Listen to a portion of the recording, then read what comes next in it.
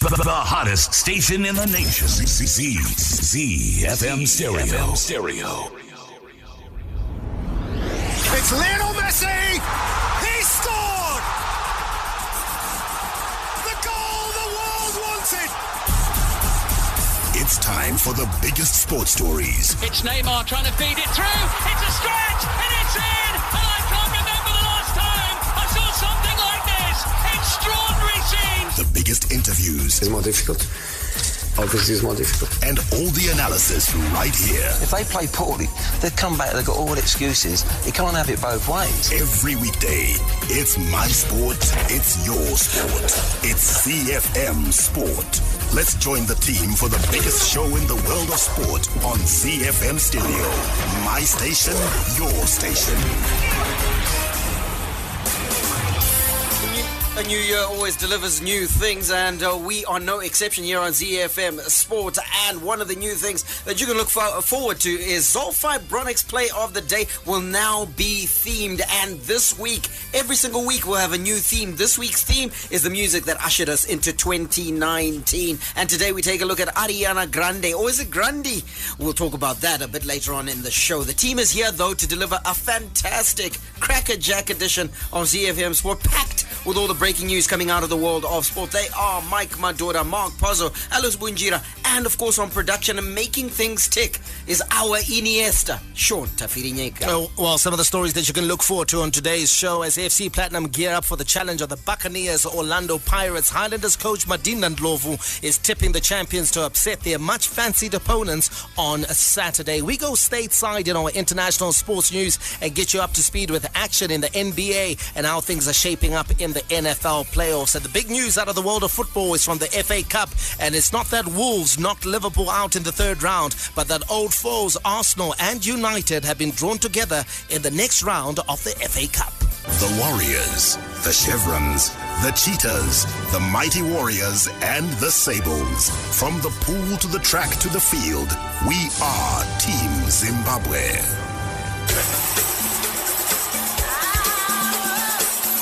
The Home Front. Local sports news and analysis.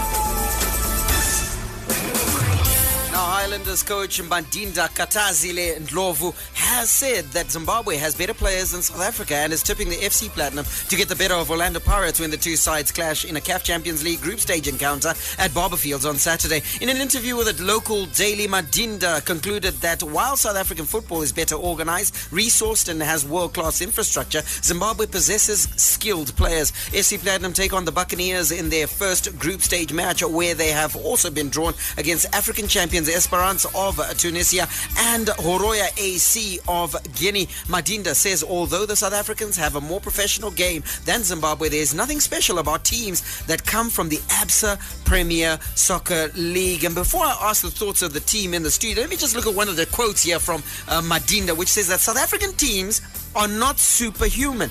I played against Kaizer Chiefs when I was at Township Rollers in Botswana, and we nearly beat them. But the fact is that South Africans are more organized and their players are better prepared than ours. Doesn't that summate what football is all about? Modern day football, Mike? Yeah, absolutely. I think Madinda has chosen to play the patriotic card and look at just one facet of football, and even that one facet that he's talking about, which is the technical ability of the players, is up for debate, because you take a look at the players that are on show in the ABSA Premiership 100%. And you compare their ability, their skill on the ball to our players and what we witness on a week-in, week-out basis in the Castle Lager Premier Soccer League. You've got to say that the South Africans look like they're streets ahead.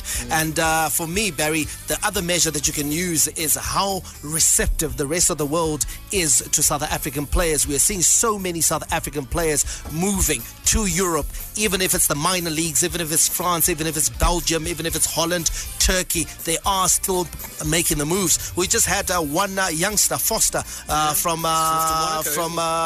Orlando Pirates. He's 19 years old. He's gone from Orlando Pirates to Monaco. Monaco is one of the premier teams in Europe. Team playing in the Champions League, and they're looking at that facet. And also the fact that Madinda is talking about organization, that the South Africans are just better organized, etc. Those are the things that make football. This is professional football, football being played at elite level. Because if it was all just about ability, kugona bora, then teams wouldn't need to train. Teams wouldn't need to prepare. They'll just meet on match day and have a go at it. And that's key, isn't it, Bunj? Because at the foundation of association football in England, when it was created, it was organised football. So organisation is a big factor. And if they're better organised, they're better. They've got a better league, don't they? I don't know why Sheikh is trivializing organisation. Yeah. Because that's football. Like Mike said, if it wasn't about organisation, tongo tambaka street football, tongo to head tongo sangana mse game, to sangana ubani, tongo rover. It's not about that. But football is organisation. And when you talk about organisation, it's not about organising the game day. It's about preparation. It's beyond that. It's about your development. It's about your office, administration, everything in it. It makes football. So, but yeah, and let's be fair on FC Platinum as well. I mean, I think we're looking at the situation holistically. Let's drill down to FC Platinum, pause, and you got to say to yourself the very facets that Madinda's talking about organisation, preparing players. FC Platinum are champions of Zimbabwe because they are the best organised and they prepare their players the best. So that's football, isn't it? Yeah, indeed. And they've just shown us in 2 seasons how professional they actually really are. That's it. And they've gone back on and off the field. Yeah. 100%. Yes. So consequently, I think Madinda, is playing, and I agree with you, Mike, that Madinda was playing the patriotic card. But what we've got on Saturday at Barberfield Stadium is 2 teams, well organised, well prepared, well coached. Goodness knows how it's going to go. Yeah, absolutely. And 2 teams also with bags of talent. FC Platinum is a very talented team with capable players. But we know what Orlando Pirates brings. They bring a lot of talent. They bring a lot of skill. And they bring a lot of excitement as well. But I think the team that carries the day at Barberfield on Saturday is the team that's better prepared. The team that's going to be the best prepared between FC Platinum and Orlando Pirates is going to increase their chances of actually winning this match. And one of the things that we need to take a look at and take into consideration is Barberfield Stadium as a venue. Not just on the field of play, but also off it. On the field of play in terms of the surface, Orlando Pirates are used to surfaces that run true at their Orlando Stadium, at some of the stadiums that they play in South Africa, whilst FC Platinum play on a similar surface to Barberfield Stadium. Mandava is very thick, it's very lush, and it's got a similar playing surface to Barberfield. So the team for me that prepares well for this game, that is able to adjust to that condition, and that is the challenge for Orlando Pirates, is that I think they play tonight and then they come into Zimbabwe on Thursday. If they're able to then master the turf at Barberfield Stadium, and the advantage for them, I think, in their last match, this just past match which they played, I think they played which team did they play? Was it Highlands? They played against Highlands Park. They played on a similar surface to what they're going to find at Barberfield Stadium. The surface was actually quite lush and quite thick. And I was keen to watch how they would respond to that surface after 70 minutes, because usually a lot of teams that come to play at Barberfields play at Mandava and surfaces of that nature. They struggle after 65, after 70 minutes. Orlando Pirates didn't struggle. No, they didn't. They were still going for hell for leather, which shows me that when it comes to fitness and conditioning, they're on top of the game. Yeah, you're very right, Mike. It will all come down to fitness and conditioning. You know, the good thing about Orlando Pirates is that they are stadiums in South Africa that are similar to Barberfield Stadium. So FC Platinum cannot go into that match thinking that they are going to have an advantage over Orlando Pirates because of the lush situation at Barberfield Stadium. So they need to just go toe to toe with Orlando Pirates. I think the better team, the team that is better prepared, like you said, is going to carry the day. But for the Zimbabwean fan and for everybody else that have been busy with the debate that which league is better, Zimbabwe, and this is not a yardstick. No, this is not. It won't provide any answers. That, you know what? If FC Platinum beat Orlando Pirates, it means that the Zimbabwe League is better. It's a football match. No, it's a football match. Yeah.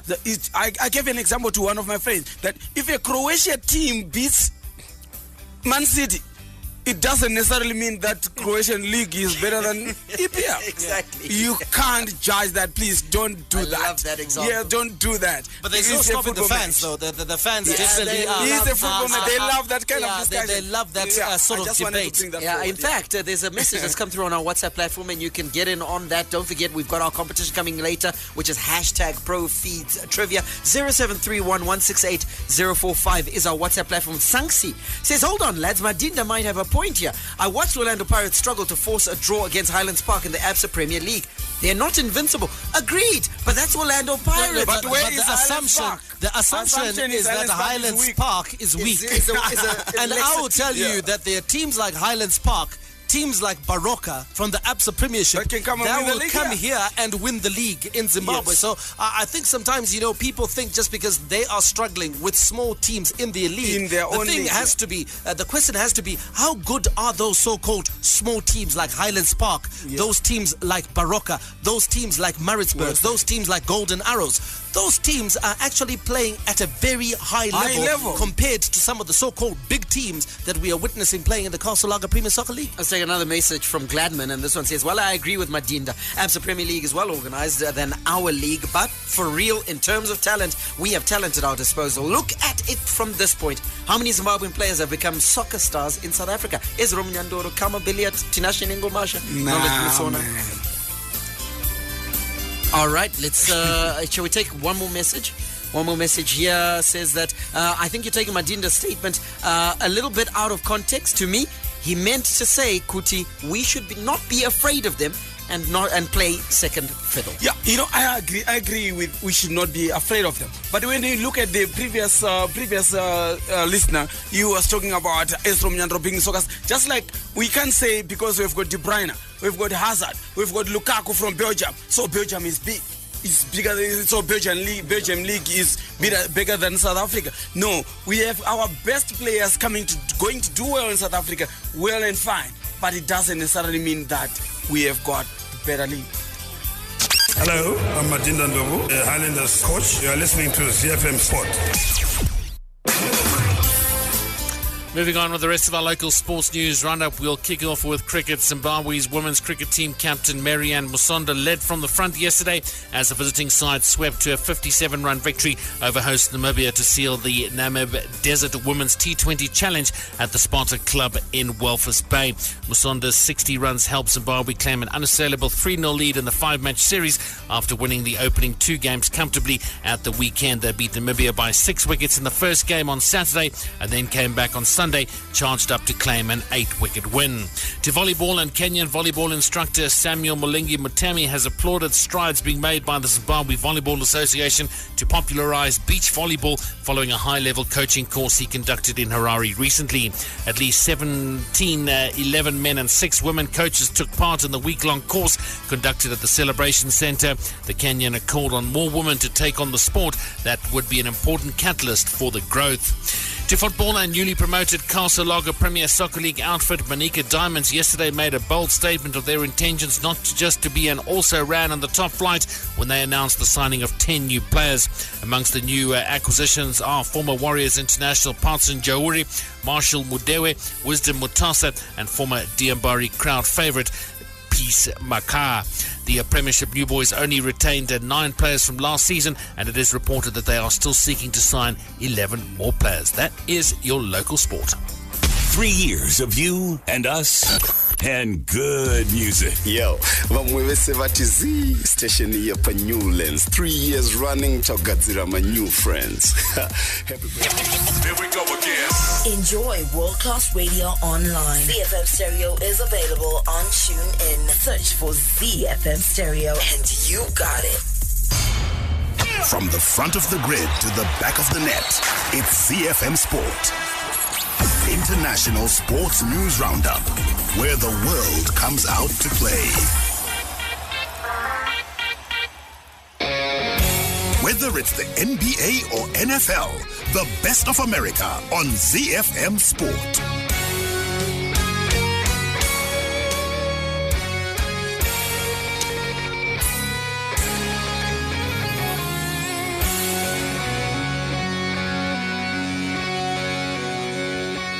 Just a reminder of our WhatsApp number 0731 168 045. Keep your hashtags coming in. Pro Feeds Trivia 0731 168 045. You could be the one lucky listener that we get to call immediately after the play of the day. We go stateside to the NBA. The Eastern Conference Celtic star Kyrie Irving returned after missing 2 games with an eye injury and scored 17 points in Boston's 116-95 win over the Brooklyn Nets last night. Irving missed 2 games after scratching both corneas in a collision 2 weeks ago at San Antonio.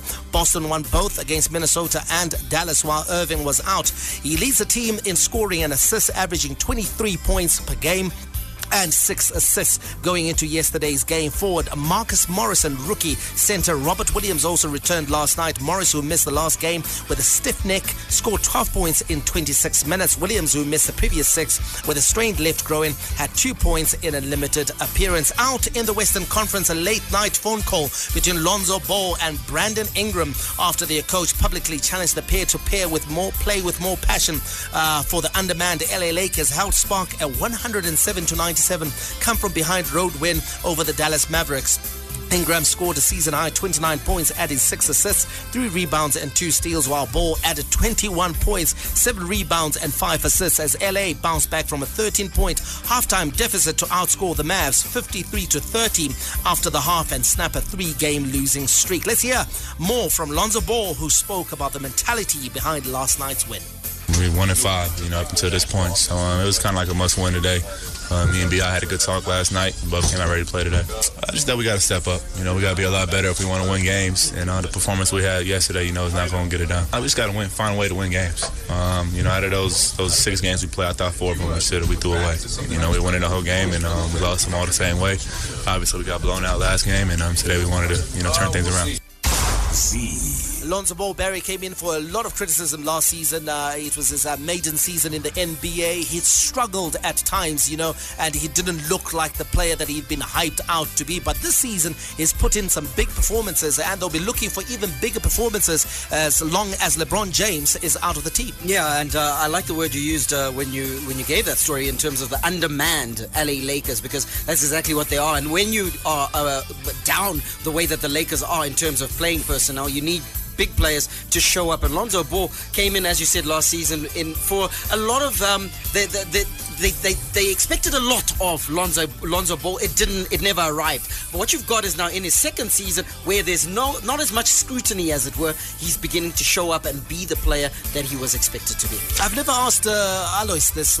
Sorry, pause before you come in. I've never asked you. Are you a follower of basketball? Do you follow the NBA? Yeah, I do. Favorite team?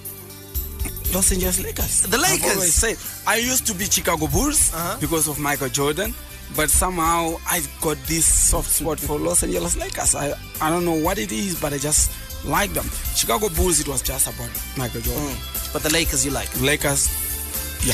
Right, let's have a look how the NFL playoff picture looks. The 2019 NFL playoffs are moving on to the divisional round, where the top seeds in the AFC and the NFC have been awaiting the survivors of Wild Card Weekend. So the AFC divisional round, the Kansas City Chiefs will take on the Indianapolis Colts, the New England Patriots up against the Los Angeles Chargers, while in the NFC division round, the Los Angeles Rams will face the Dallas Cowboys, the New Orleans Saints will face the Philadelphia Eagles. Hi, I'm JC Krill, Springbok and Blue Bulls backline player. You are listening to ZFM Sports. Around the world in 60 seconds. International sports news. We start in the country that looks a bit like a cowboy boot on the map, and that's Italy, where a Ferrari have appointed Mattia Binotto as their 4th Formula One principal in less than 5 years, with previous incumbent Maurizio Arrivabene paying the price for their continuing lack of titles. The upheaval, little more than 2 months before the start of the season in Australia on March the 17th, had been flagged up before the official announcement by the Gazzetta dello Sport newspaper. Binotto, a Ferrari stalwart with more than 2 decades of experience experience at Maranello takes over with immediate effect, and with all of the team's technical areas continuing to report directly to him. In Ireland, Padraig Harrington will captain Europe when they defend the Ryder Cup at the Whistling Straits in the US in 2020. The Irishman, 47 years old, was a vice-captain when Europe won the trophy back under the leadership of Thomas Bjorn in France in September. Harrington played in 6 successive Ryder Cups from 1999 and was on the winning team on 4 occasions. Players including Rory McIlroy and Justin Rose backed Harrington to lead Europe at Whistling Straits, Wisconsin. We end in England, where undefeated British heavyweight Tyson Fury is now bigger box office than his compatriot world champion Anthony Joshua, according to promoter Frank Warren. Fury fought to a thrilling but controversial split decision draw with American Deontay Wilder in Los Angeles last month, and a rematch looks likely. Fury's bout with Wilder was only his third since a 2.5-year absence from the sport following mental health issues and a failed drugs test. Joshua is undefeated holder of the WBA, IBF, WBO and IBO heavyweight belts, and a unification bout with Wilder would be a blockbuster draw. His next fight is due at Wembley Stadium on 13th of April. I was thinking about Independence Day. 13th of April against an as yet unnamed opponent.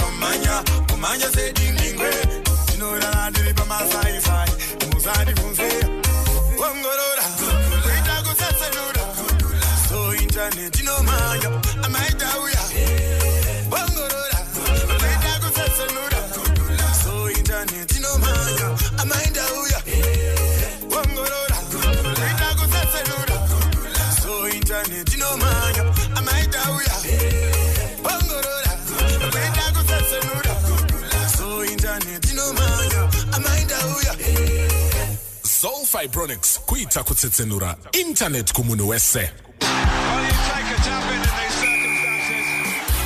The Daily Sports Trivia question is brought to you by Profeeds. Profeeds, your feed and farm professionals. It's competition time. Simply send us a WhatsApp message with the hashtag ProFeedsTrivia, and you might be the one lucky listener we call back. You'll field 2 questions, and if you get both correct, you'll be our daily winner and in with a chance of winning our fabulous first prize of 2019. Now get this, you could win a Capri double door 290-litre fridge, and the first draw for this year will be on Friday, the 22nd of February, and I believe we have a lucky caller on the line. Good evening, Francis, and welcome to ZFM Stereo. How are you? I'm good, thank you. Right, I hope you've got your sporting knowledge cap on, because we've got 2 questions. Are you ready for your 2 questions? Yeah, I think I'm ready. Okay, question number 1, Francis. The Mighty Warriors, the Zimbabwe women's national football team, qualified for the Rio Olympics. True or false? It's true. It's true. Wow. Correct. Correct. Well, you're 50% there. Question number 2. Which is the most successful team in the NBA? Is it the LA Lakers, the Chicago Bulls, or the Boston Celtics? I think it's LA Lakers. Francis. Sorry about that, Francis. Oh, you were nearly there. You want another chance? Do we give him another chance, boss? Do we give him another chance? Yes, I think so. Okay, go. Give him, all right. Yeah, give him another chance. Okay, well, we'll ask you another question, okay? Which team does LeBron James play for in the NBA?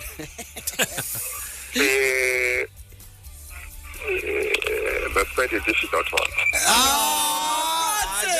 LA Lakers, yes. Congratulations, Francis. You will go into our draw, courtesy of Profeeds, for that Capri double door 290-litre fridge on the 22nd of February. Thank you. You are such a wonderful team. No, thank you, Francis. Thanks, Francis. We together. Compliments will get you everywhere, my brother. Cheers, mate. Well, you take a tap in these circumstances. The daily sports trivia question was brought to you by Profeeds. Profeeds, the performance feed. There we go again. Enjoy world-class radio online. ZFM Stereo is available on TuneIn. Search for ZFM Stereo and you got it.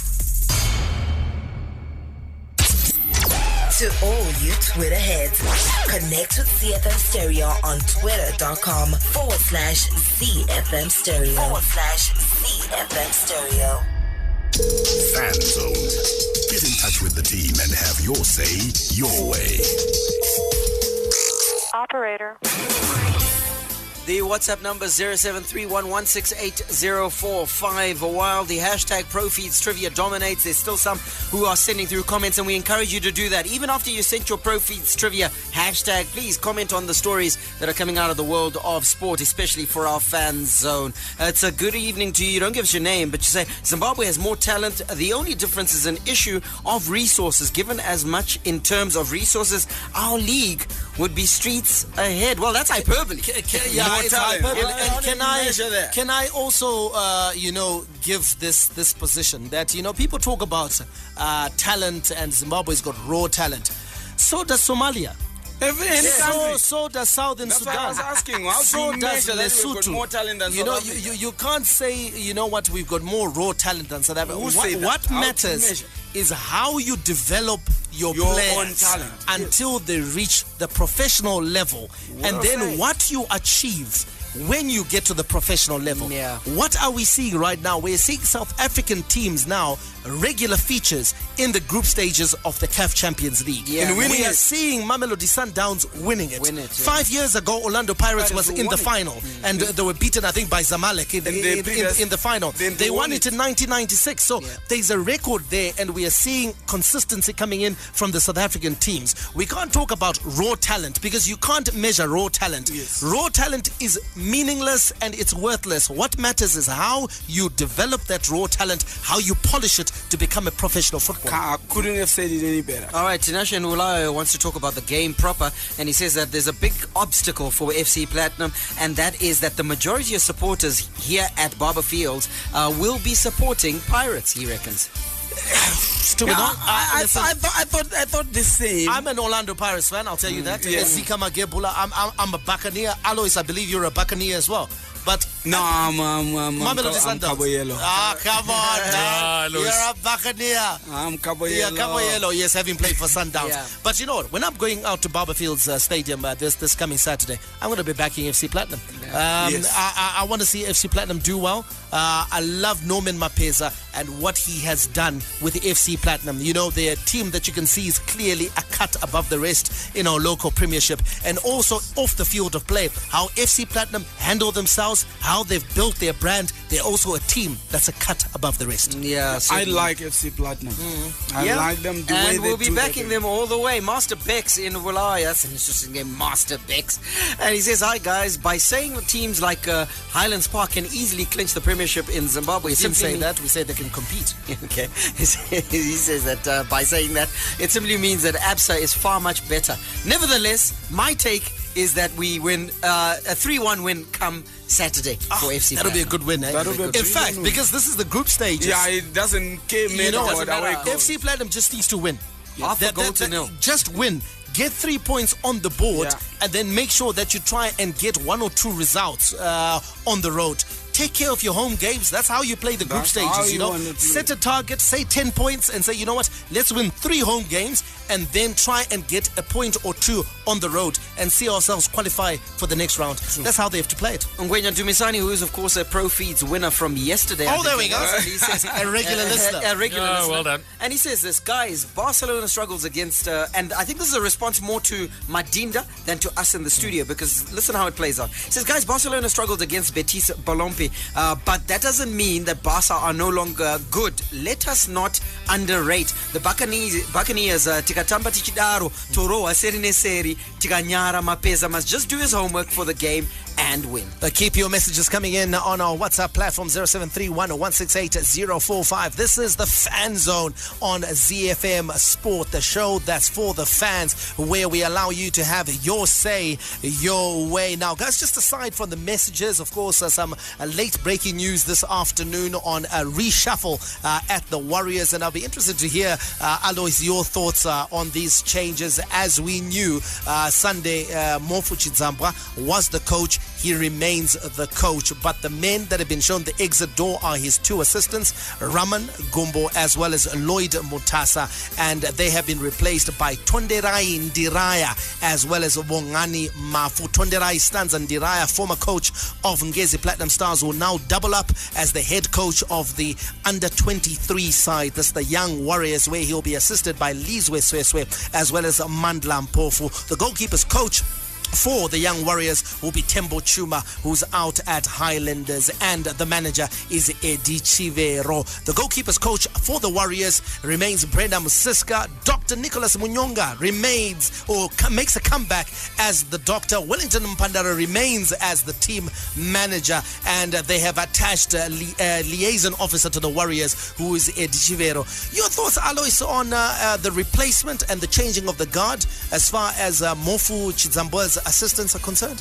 Yeah, I wouldn't look much about liars and officers and all that. Yeah, the assistants. The technical. Let's talk about the assistants. The assistants. I think, when from the corridors, from the corridors, it was more like Lloyd Mutasa has been struggling at Dynamo's fired and all that. Doesn't give the confidence that people need. Raman Gumbo as well with Bank Spurs, it doesn't inspire as well, fired as well.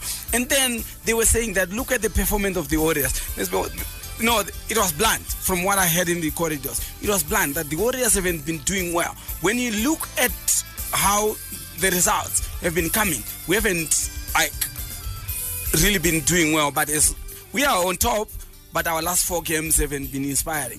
And then when let me put some perspective to that, just to give the stats. We have 8 points and 5 points from 4 matches since Mofu Chidzambwa took over from Norman Mapeza. Norman Mapeza played 1 and he left the team with 3 points. Yes. So Sunday Mofu Chidzambwa with Raman Gumbo and Lloyd Mutasa, they played 4 matches, of which they got 5 points, 1 victory, 2 draws and 1 defeat. Yes, that's where it was coming from. Not a good enough return. It wasn't. People were not happy with that kind of return. Then they looked at the way the team has been playing on the field of play, and they also say that it's not inspiring.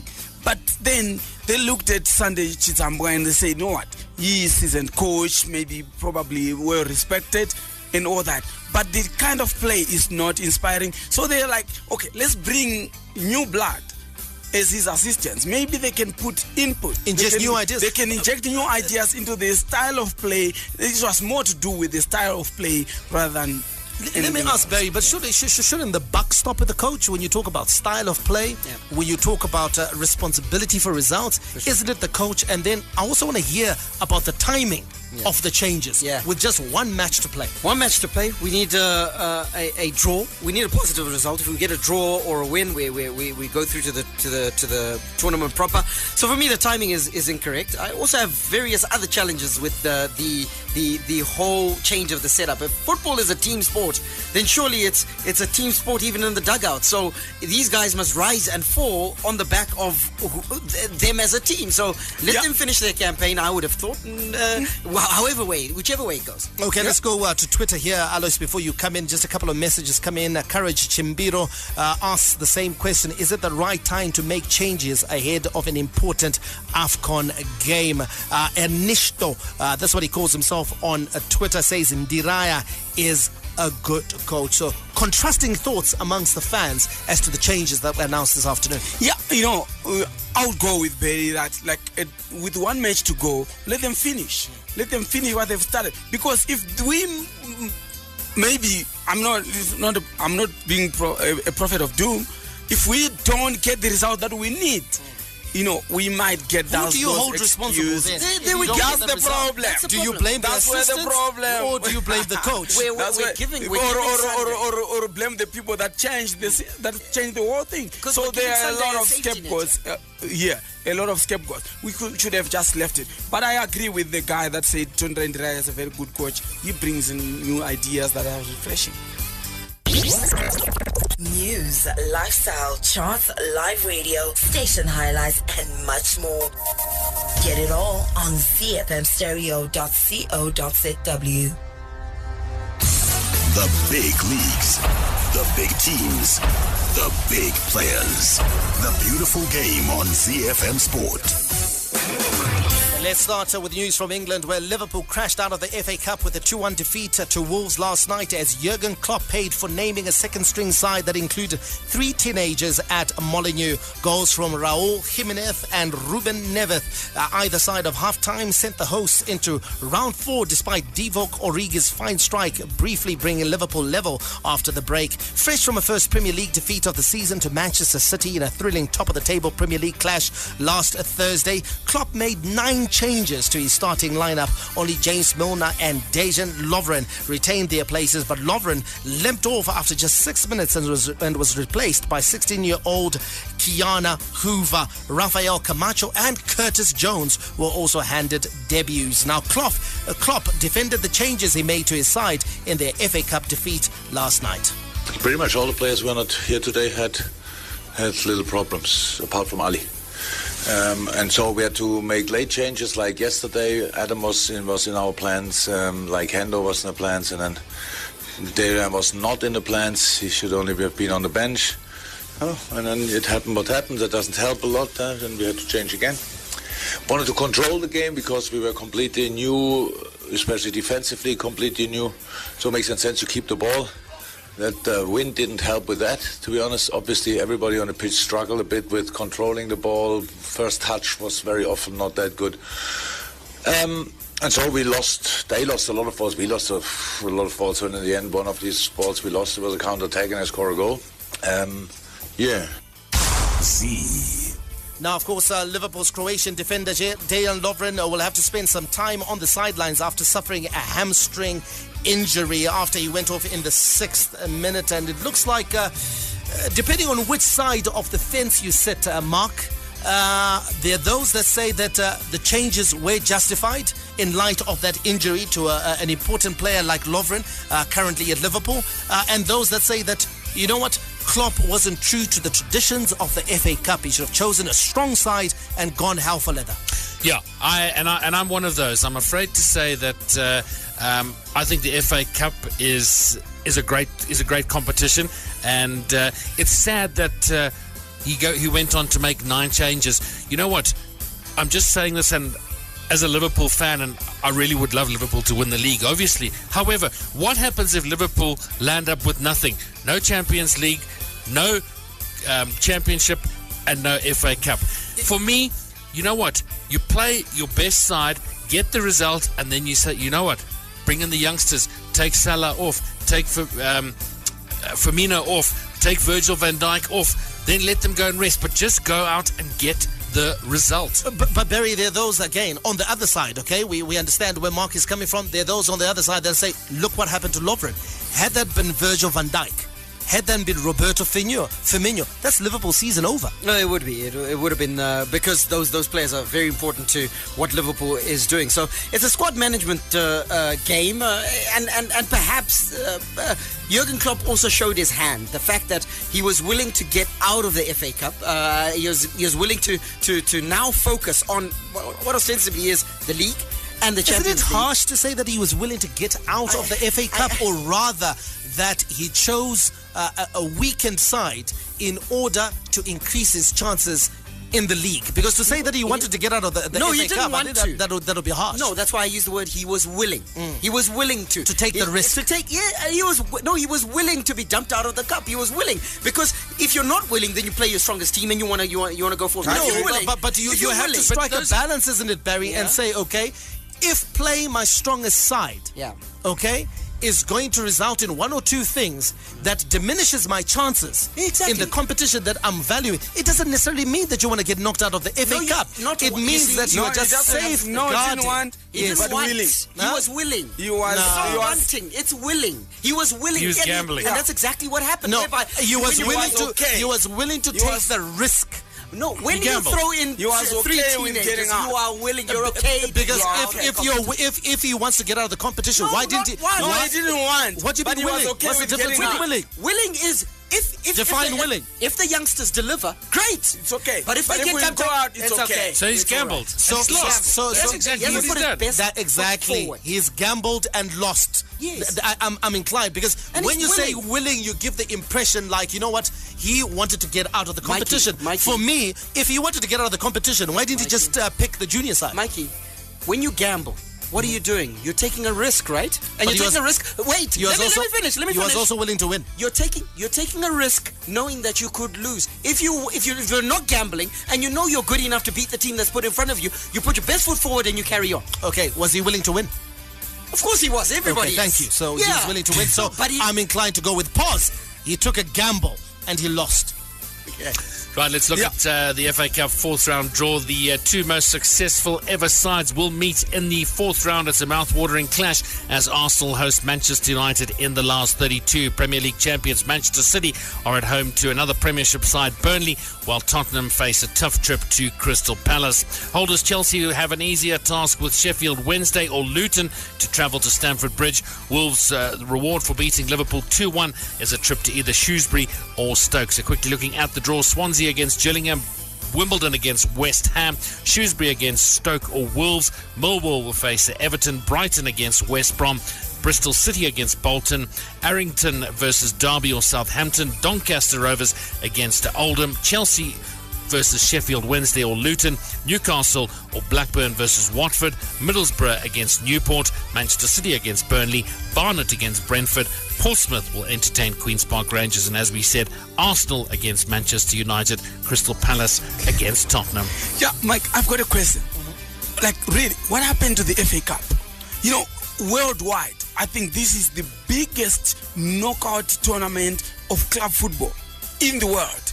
Why have it's been watered down. EPL managers trivialized? It's all about rewards now. The FA Cup. The rewards for winning the FA Cup are not much. What do you get for it? You know, I think one way to revive it, you get a trophy and it's silverware in the cabinet. For the big clubs, a trophy is no longer what matters. They'd rather qualify for the Champions League. But when the Champions League brings more in terms of wealth. For the owners, because the clubs, guys, their objectives now are driven very much not by the fans' wishes, but what the owners are trying to achieve. And the owners are saying to the managers, get us into the Champions League. Everything else does not matter. But when we look back, Arsenal, remember, they were gone 9 years without a trophy. They were talking about a trophy. Yeah. And FA Cup is one huge the game trophy. Has become fully commercial now, Alois. The game is, and one way for me, I think that would revive it, and I know it won't sell, is for them to say that the winner of the FA Cup gets a Champions League spot. But it also gets you to Europa. That's money. That's commercial as well. But Europa is chump change. Compared to the Champions League. But you get your gates. If they say you qualify for the Champions League, believe me, you'll have every top side picking their best side. Anyway, Manchester United got into the Champions League via the Europa after winning the FA Cup. But it's not a guaranteed route. But do you remember? It is a route. Do you remember, Alois, when the FA Cup was bigger than the UEFA Cup, which was it was really big in its previous iteration? The minute that it was branded the Champions League and the big money came in and the TV came along and all sorts, and it became the monster that it is now, it superseded the FA Cup and every other cup competition. Right, these ties will be played between the 25th and 28th of January. Just some other business in the Carabao Cup tonight, semi-final action. It's Tottenham against Chelsea tonight. Paolo Rossi, Marco van Basten, George Weah, Gabriel Batistuta, Alessandro Del Piero. Serie A has been home to some of the world's finest strikers.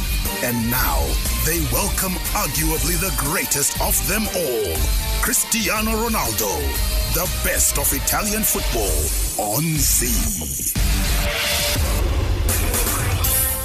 Far-right Italian Interior Minister Matteo Salvini says he opposes what he calls a knee-jerk reaction of stadium closures and match suspensions to tackle the recent spate of racism and violence in Italian football, calling for at-risk matches to be played during the day. Napoli defender Kalidou Koulibaly was targeted by monkey noises and racist chants during a Serie A match against Inter Milan 2 weeks ago, while a 39-year-old fan was killed when he was struck by a car during heated clashes before the game. The closure of the stadiums, the suspension of matches or ban on fans travelling is a surrender of the state, said Salvini, who after a round table talk in Rome aimed at strengthening security at stadiums. I'm in favour of holding supporters accountable by saying that whoever makes a mistake must pay. Getting the perpetrators to pay has been happening, but it hasn't been enough of a deterrent, hasn't it? Yes, but I'm also inclined to agree with him as well. I think it's important to keep football going, and the policing around matches, the stewardship around matches is what should be improved. And we've seen situations, for example, in England where those Chelsea fans were called out. That's because the policing and the stewarding at matches is up to point and is able to weed out the perpetrators. So Italian football and Italian stadia need to invest in that and make sure that those that are the perpetrators of such crimes and of racism are brought to book, prosecuted and banned, instead of these mass wholesale but they only lead the ultras in Italy to be even more defiant. And the one positive, I suppose, Bunj, is that the conversation is happening, meaning that if they need to beef up their stadium security, like the Interior Minister is alluding to and Micah said, then they will do it because the conversation is happening now. Yeah, then they can't deny it. Then they need to do it. They actually need to do it, and I think they have got the capacity to do it. It's all about the will to implement it, to actually go on and do it, because they have the capacity, they've got the resources to do it. The league that makes football oh so beautiful, where artistry and strokes of genius are the order of any day, where the game is played with a smile and the little master creates his magic. It's Lionel Messi! All the news from the Spanish La Liga on ZFM Sport. The goal the world wanted! Now it is exactly 1 year on since Barcelona shelled out a club record €160 million to prize Felipe Coutinho from Liverpool. Yet 12 months on from his signing, the Brazilian is struggling to get a game while his former side are thriving in his absence. Guys, we've got a couple of minutes here, but I want to hear your thoughts on Felipe Coutinho. This move, Pos, hasn't turned out to be the move that he dreamt it would be. Definitely not. He should have stayed at Liverpool, and look where he would have been this season with that Liverpool side. And I feel sorry for him because I think he's a fantastic player. And you know what? I believe that he should have stuck it out at Liverpool at least for another season or two. Alois, with the formations being used at Barcelona in recent times, it looks like there's no place for him because in attack, they've chosen to go with Dembele, who's been good, and in midfield, they've gone with the balance brought in by Vidal. Yeah, that's what I was about to say after Mark. It's the formation that has killed him, because he was supposed to be the replacement for Neymar, but he was not the right fit for Neymar. Dembele is actually a better fit for Neymar than him. And the formation that they want to use the three up front. He is not the one. But he should have known, surely, Barry, that that's the formation that Barcelona plays in, and that's where I'll be expected to play and deliver. Absolutely, and he's a seasoned professional. I think that the best move for him now, the deal was done. He's got to really knuckle down, work hard, and get the deal and get his position back in the team. Shall we go to Germany or shall we do the AFCON update in terms of the hosting? I think perhaps the AFCON update. Egypt has been chosen to replace Cameroon as the host for the 2019 AFCON finals. Cameroon was... Sorry, Bunj. Cameroon was stripped of hosting the event due to the delays in the building of the stadiums, and South Africa put in a bid, but Egypt has been given the nod. And in truth, South Africa just got one vote. Yeah, got one Yes. But that was really bad. Here's the I thing. wish I was there to vote. The official story, though, I know it looks bad and people would debate. The official story is that the South African government did not give the guarantee. That was required for the hosting of the tournament. The Egyptian government was able to trump up the cash. So they went with the government So guarantee. they went with the government. It's very important. Which is big, and very important. Yeah, 100%. So, well, we'll have to troop out to North Africa, boys, to watch the African Cup of Nations. Come on, you don't want to be sunbathing on the sewers? I was prepared to go to South Africa. Can't wait to see you in a Speedo, Michael. Is that a sign that you don't think Zim is going to qualify? Let's leave that alone. Let's not get in there. You got me. The team in the studio can't even countenance the fact that we may not qualify. Neither can I. Anyway, we got to go. May God richly bless you. That's my story, and I'm sticking to it. Manandi, out. Be sure to catch ZFM Sport every weekday on ZFM Stereo. My station, your station.